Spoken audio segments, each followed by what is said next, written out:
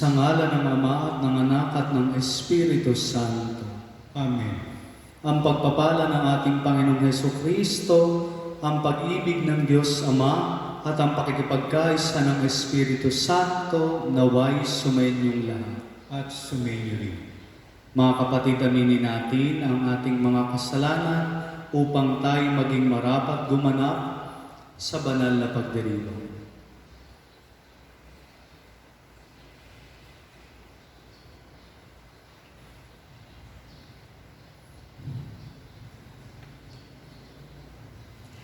Sinugong tagapagpagaling sa mga nagsisisi, Panginoon, kaawaan mo kami. Panginoon, kaawaan mo kami. Dumating na tagapag-anyayang mga makasalanay magsisi, Kristo, kaawaan mo kami. Kristo, kaawaan mo kami. Nakaluklok ka sa kanan ng Diyos Ama para ipamagitan kami, Panginoon, kaawaan mo kami. Panginoon, kaawaan mo kami. Kaawaan tayo ng makapangyarihang Diyos, patawarin tayo sa ating mga kasalanan at patnubayan tayo sa buhay na walang hanggan. Amen. Manalangin tayo.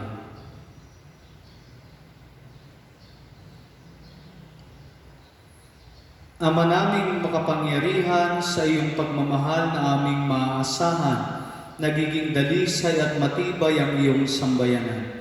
Hindi ito makaiiral kapag hindi mo pinapatnubayan, kaya't sa pagsubaybay mo, lagi mo kaming pangasiwaan sa pamagitan ni Jesucristo kasama ng Espiritu Santo, magpasawalang hanggan. Amen.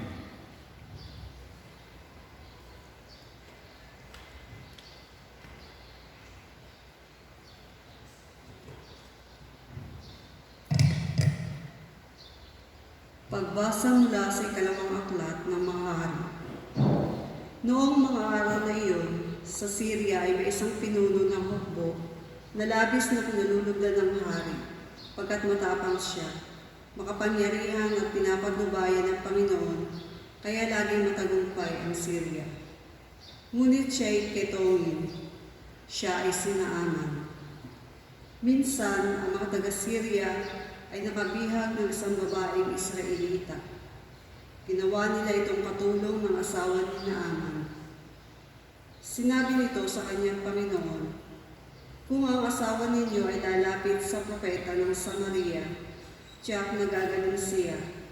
Ang sinabi ng Israelita ay sinabi ng babae kay Naaman. Nagpunta naman ito sa hari at ibinilita ang sinabi ng utusan ng kanyang asawa. Sinabi naman ng hari, "Pumunta ka at pagdadalhin kita ng sulat sa hari ng Israel." At lumakad nga si Naaman. May dala siyang 30 putol na pilak, 6,000 pirasong ginto, at 10 magagarang kasuotan. Dala rin niya ang sulat para sa hari ng Israel. Anong sulat? "Mahal na Haring Horam, ang may dala nito ay si Naaman, na aking lingkod.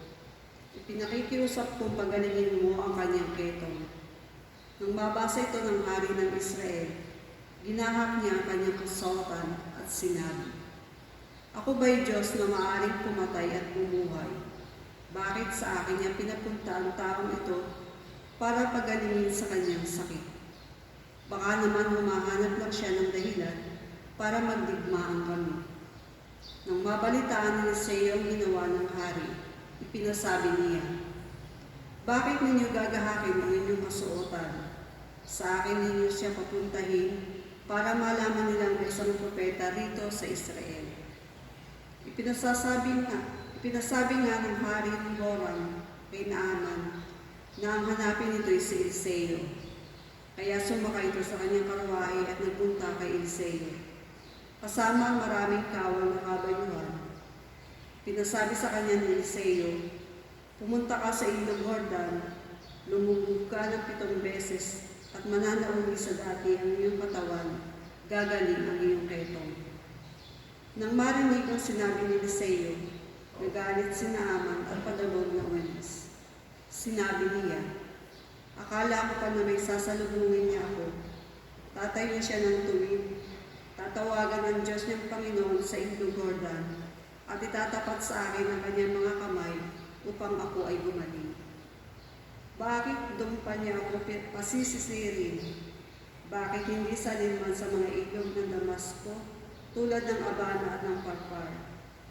Hindi ba't mas malinis iyon kaysa alinman tubig sa Israel? Siguro na may mas madali akong gagaling kung doon ako maliligo. At galit na galit siyang umalis. Lumapit sa kanya mga katulong at sinabi, Panginoon, hindi ba't gagawin ninyo kahit mahirap pa riyan ay pagawa sa inyo ng propeta? Gaano pa yang pinaghuhugas ng kayo para luminis? Kaya nang mapag-isip-isip nito ni Naaman, lumusong siya sa ilog ng Jordan at lumubog ng 7 ulit. At tulad ng sinabi ni Eliseo, na nauli sa dati ang kanyang katawan at kuminis ang kanyang balat, tulad ng balat ng sanggol. Si Naaman at ang kanyang mga kasama ay nagbalik kay Eliseo. Sinabi niya, ngayon napatunayan kung walang ibang Diyos sa ibabaw ng lupa, kundi ang Diyos ng Israel. Ang salita ng Diyos. Salamat sa Diyos. Salmong tugunan ang ating pong itutugon. Aking pinasasabikan ang Diyos na nabubuhay. Aking pinasasabikan ang Diyos na bumubuhay. Kung paano ang iyong batis ang hanap ng isang usa, gayon hinahanap ang Diyos ng uhaw kong kaluluwa. Tugon po. Aking pinasasabikan ang Diyos na bumubuhay. Nananabik ako sa Diyos, Diyos na buhay, walang iba. Kailan kaya maaaring sa harap mo ay sumamba? Tugon po. Aking pinasasabikan ang Diyos na bumubuhay. Ang totoo at ang liwanag buhat sa iyo ay pakamtan, upang sa Sion ay mabalik, sa bundok mong dakong banal, sa bundok mong pinagpala at sa templo mong tirahan. Tugon ko. Aking pinasasabikan ang Diyos na bumubuhay. Sa dambana mo, O Diyos, ako naman ay dudulog, yamang galak at ligaya ang sa aking dulog. Sa saliw ng aking alpay magpupuri akong lubos, buong lugod na aawit ako sa Diyos na aking Diyos. Tugon ko. Aking pinasasabikan ang Diyos na bumubuhay.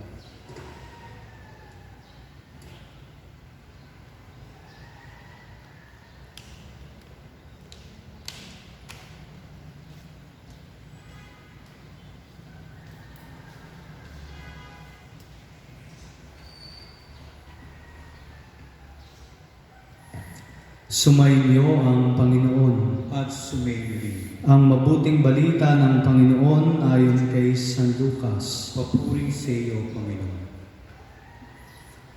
Nang dumating si Jesus sa Nazaret, sinabi niya sa mga nasa sinagoga, tandaan ninyo, walang propetang kinikilala sa kanyang sariling bayan.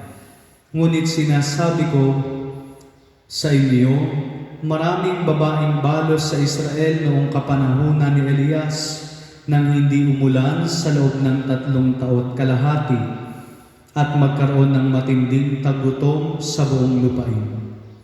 Subalit hindi sa kanino man sa kanila pinapunta si Elias, kundi sa isang babaeng balo sa Sarepta, sa lupain ng Sidon.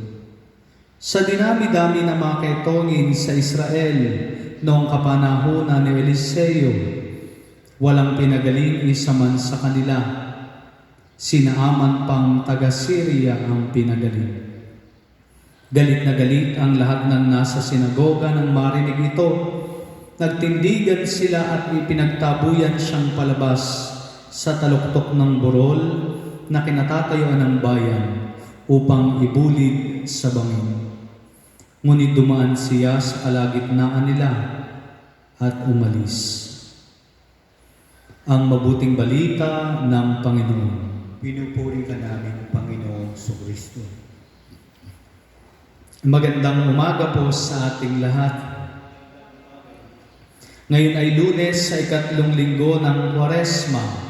Narinig natin sa ating ebanghelyo ang pagtatagpo ni Jesus at ng kanyang mga kababayan sa Nazaret.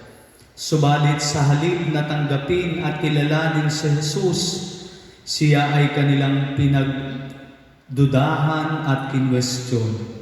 Kaya naman inilahad ni Jesus ang isang katotohanan na malinaw sa istorya ng bayang Israel. Walang kinilalang propeta sa kanyang sariling bayan. At dito ay isinalaysay ni Jesus ang pagtulong ng Diyos kay Naaman noong panahon ni Eliseo ni Naaman na taga Syria, at sa isang balo ng Sarepta noong panahon ni Elias. At dito ay lubos na nagalit ang mga taga Nazaret at ninais nilang ibulid sa bangin si Jesus. Mga kapatid, totoong sa sobrang pagiging pamilyar natin sa mga tao na ating lubos ng kilala, malimit nating nakakasama, ay mabilis sa ating isipin na kilalang-kilala na nga natin sila. Sumasagi sa ating diwa na alam na natin ang dapat na ikinikilos at ginagawa ng mga taong ito. At kapag nakikita nating tila ba mali ang dapat niyang ikilos na naayon sa ating inaasahan, hindi natin ito nagugustuhan. Sabi nga sa isang kasabihan, over familiarity breeds contempt. Kaya naman hindi nila matanggap si Jesus sapagkat nakita nila na siya ay lumaki. Kilala nila ang kanyang ama at ina. Alam nilang isa siyang karpintero at dapat sana ay sumunod sa yapak ng kanyang ama. Subalit heto si Jesus sa kanilang harapan, isang dakilang taong kinikilala ng marami bilang propeta, gumagawa ng kamangha-manghang mga bagay. Kaya naman siya ay dinarakila ng maraming tao at hindi nila ito matanggap. Kaya sa halip na yakapin ang Jesus na ipinapakilala sa kanila na nasa kanilang harapan, mas ninais silang panatilihin ang kanilang kaisipan tungkol kay Jesus na isang karpintero na kanilang kilala. Subalit nais ipabatid ni Jesus sa kanyang mga kababayan na hindi siya kung hindi sila ang may problema at mayroong dapat baguhin sa kanilang buhay. Sa halip na tignan nila ang kanilang sarili bilang mga taong hinirang at pinili ng Diyos at tanging karapat-dapat lamang sa kanyang biyaya, ipinakikita sa kanila ni Jesus sa pagkakataong ito na ang Diyos ay Diyos ng lahat at wala siyang itinatangi o pinapabura.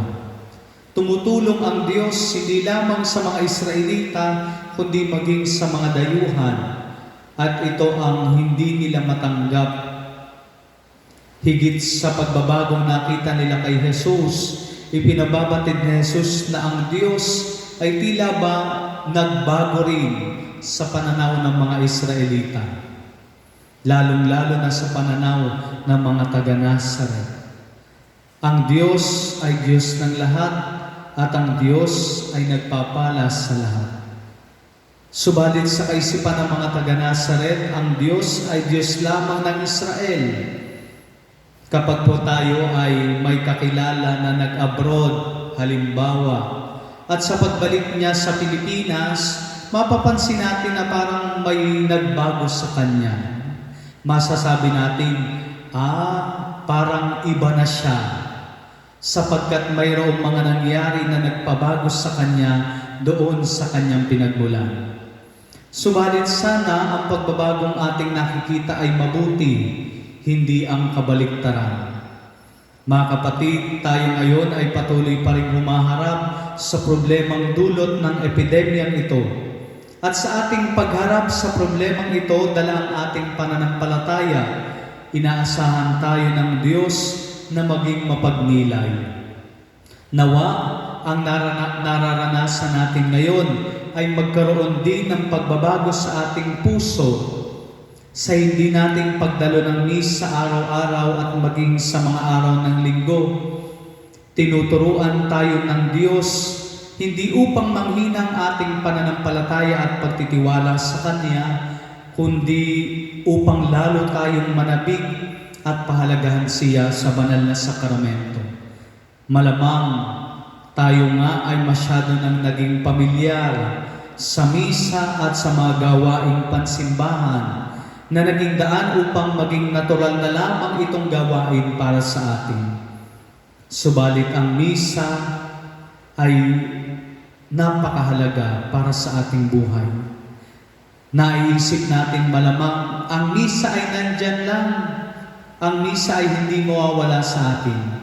Subalit sa pagkakataong ito, nais imulat ng ating Panginoon ang ating mga mata ng pananampalataya kung paanong dapat nating pahalagahan at mahalin ang misa at ang bawat sakramentong Kanyang ibinibigay bilang biyaya para sa atin.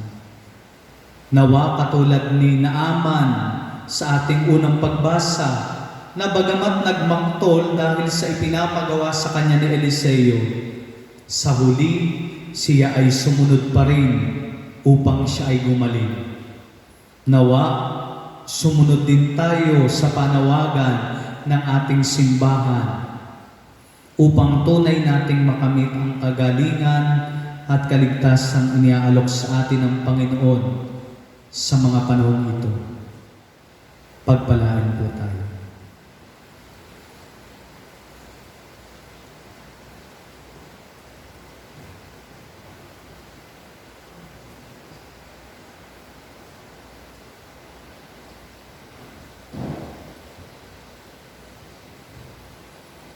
Darasilin natin ang Oratio Imperata.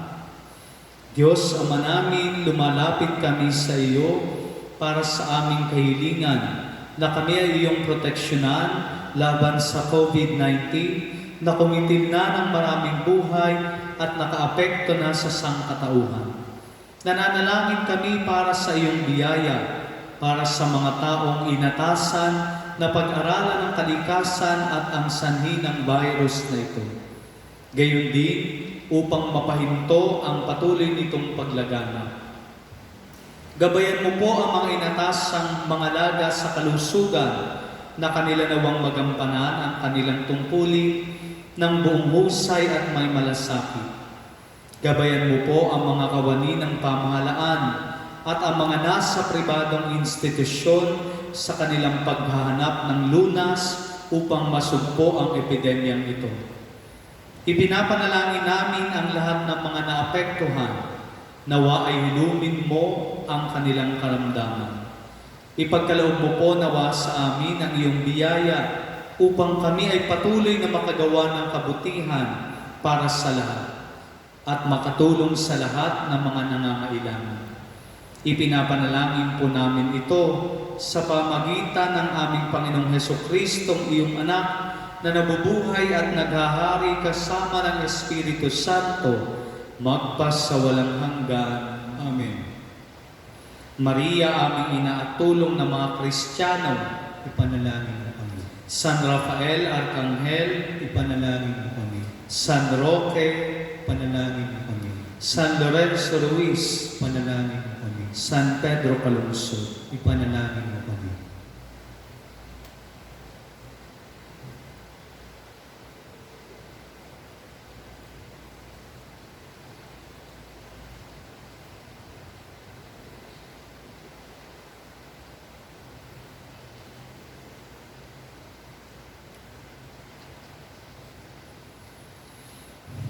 Kapuri-puri ka, Diyos sa mga lumikhas, sanlibutan, sa iyong kagandahang loob, narito ang aming maiaalay. Mula sa lupa at bunga ng aming paggawa, ang tinapay na ito para maging pagkain nagbibigay buhay. Kapuri-puri ang kong may kapal ngayon at kailanman.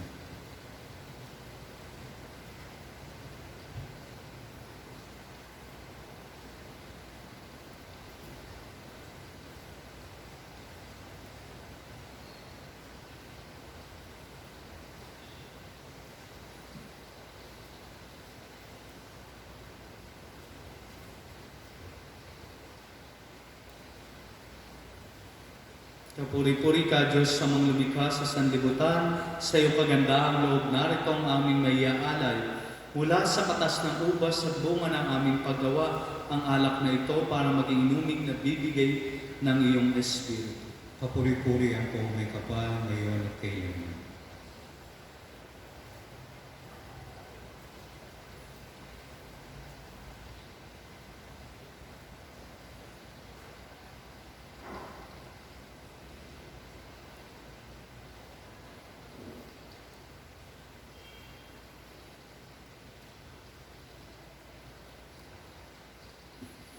Manalangin kayo mga kapatid upang ang paghahain natin ay kalugdan ng Diyos amang makapangyarihan. Tanggapin nawa ng Panginoon itong paghahain sa iyong mga kamay, sa kapurihan niya at karangalan, sa ating kapakinabangan at sa buong sambayanan niyang ganap. Ama naming lumikha, ang aming paglilingkod sa paghahain ngayon ay lubusin mo sa aming pakikinabang sa dulot mong kaligtasan. Sa pamagitan ng Jesucristo, kasama ng Espiritu Santo, magpas sa walang hanggan. Amen.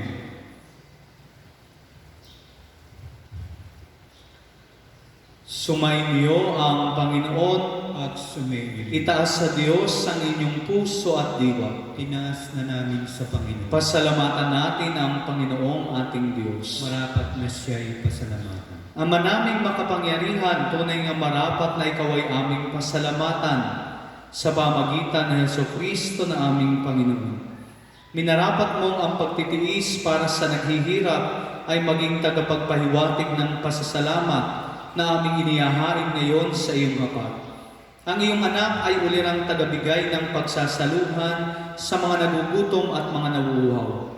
Sa pagsunod namin sa giliw mong anak, ang pagkamaawain mo ay aming ginaganap upang ang pag-iimbot ay mapawing lahat sa aming pag-uugali at gawaing binabalak. Kaya kaisa ng mga anghel na nagsisiawit ng papuri sa iyo nang walang humpay sa kalangitan, kami nagbubunyi sa iyong kadakilaan. Santo, Santo, Santong Panginoong Diyos na makapangyarihan, napupuno ang langit at lupa ng kadakilaan mo, o sana sa kaitaasan. Pinagpala na paririto sa ngalan ng Panginoon, o sana sa kaitaasan. Ama naming banal, ikaw ang bukal ng tanang kabanalan, kaya't sa pamagitan ng iyong Espiritu, gawin mong banal ang mga kaloob na ito upang para sa aming maging katawan at dugo ng aming Panginoong Hesukristo.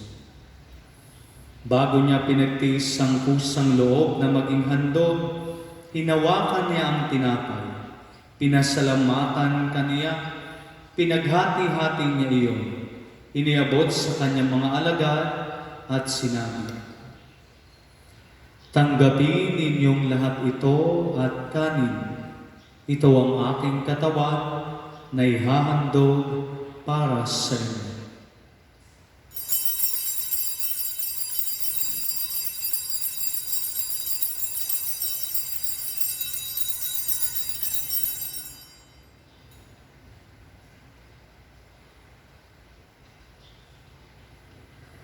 Gayon din naman noong matapos ang hapunan, hinawakan niya ang kalis.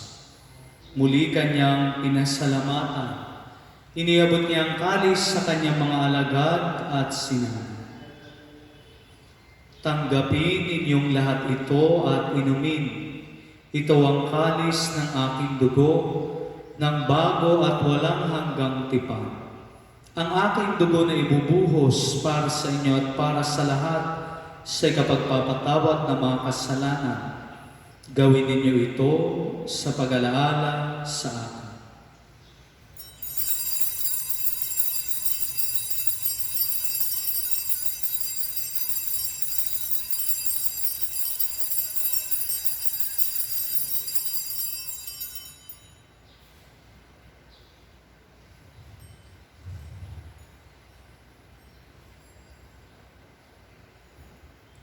Ipagbunyi natin ang misteryo ng pananampalataya. Si Kristo'y namatay, si Kristo'y nabuhay, si Kristo'y babalik sa wakas ng panahon.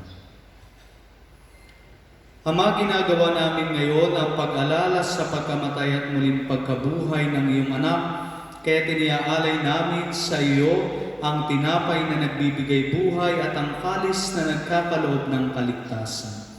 Kami nagpapasalamat dahil kami iyong minarapat na tumayo sa harap mo para maglingkod sa iyo. Isinasamo namin kami magsasalo-salo sa katawan at dugo ni Kristo ay mabuklod sa pagkakaisa sa pamagitan ng Espiritu Santo. Ama, lingapin mo ang iyong simbahang laganap sa buong daigdig. Puspusin mo kami sa pag-ibig. Kaysa ni Francisco na aming Papa, ni Buenaventura na aming Obispo at ng Tanang Kaparian. Alalahanin mo rin ang mga kapatid naming nahimlay na may pag-asang sila'y muling mabubuhay, gayon din ang lahat ng mga pumanaw.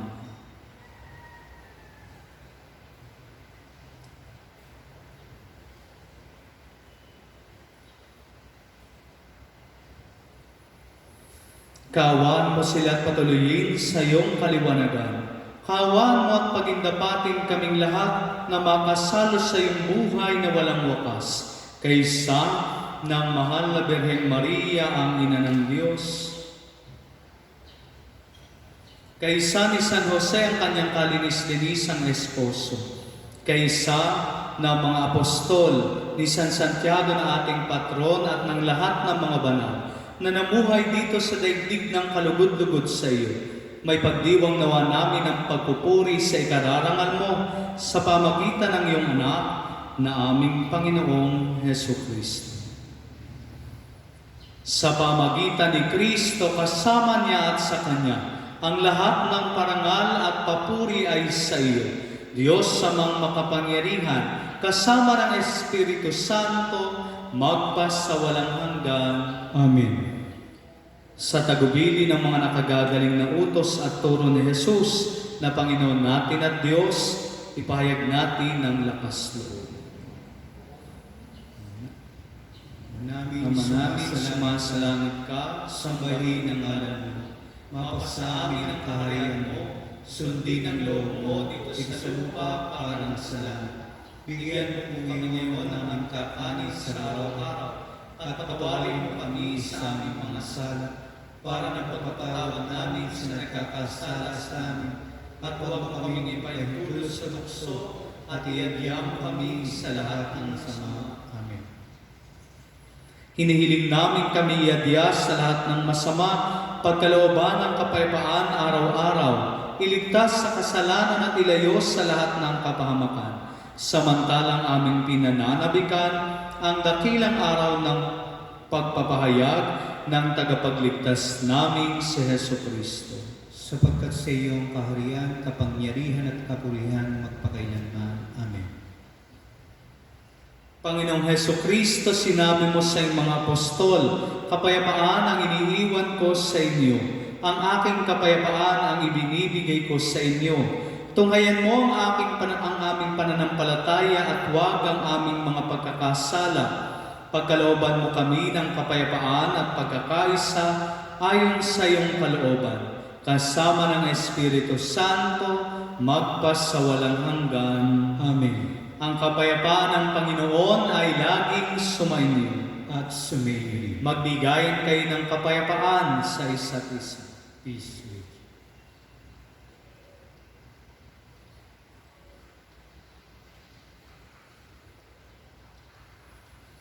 Kordero ng Diyos, nag-aalis ng mga kasalanan ng sanlibutan, maawa ka sa amin.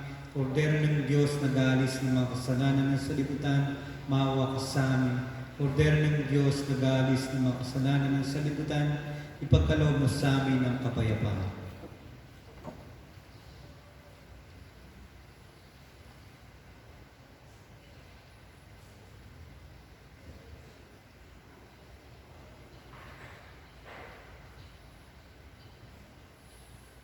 Ito ang kordero ng Diyos, ito ang nag-aalis ng mga kasalanan ng sanlibutan.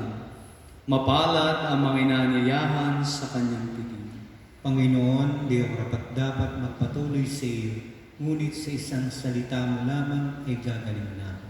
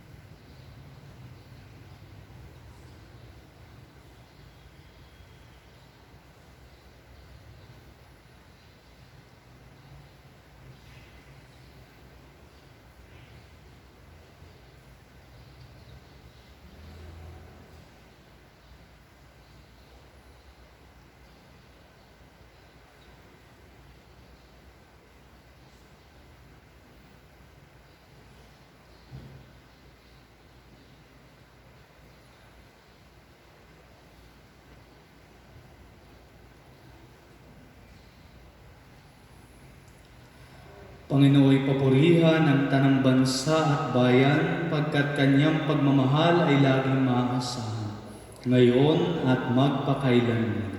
Amen. Manalangin tayo.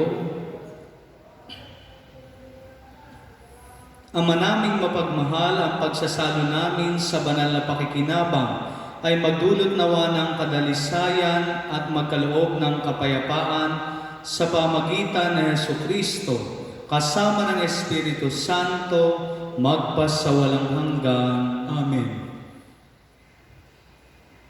Sumainyo ang Panginoon At sumainyo rin. at pagpalain kayong lahat ng ating dakila at makapangyarihang Diyos, Ama at Anak at Espiritu Santo. Amen. Ang misa ay naialay na, humayo kayong mapayapa. Salamat sa Diyos.